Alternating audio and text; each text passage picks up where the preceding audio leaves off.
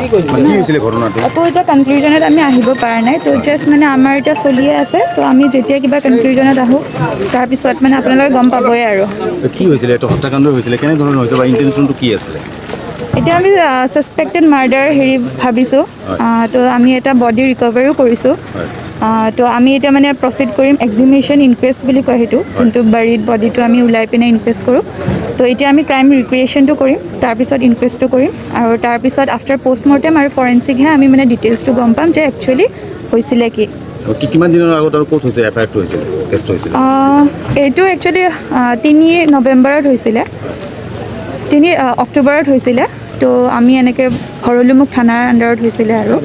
তো মই কামৰূপ মেট্ৰৰ পৰা আহিছোঁ তো বাছ এতিয়া মানে এইখিনিয়ে আমি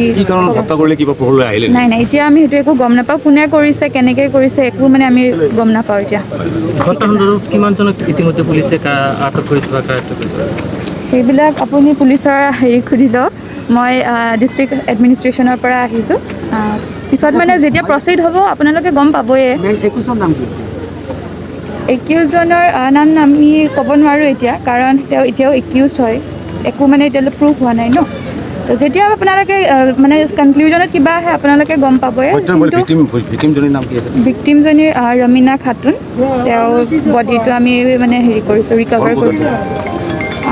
তেওঁৰ ঘৰ একচুৱেলি তেওঁ ঘৰটো গম নাপাওঁ কিন্তু তেওঁৰ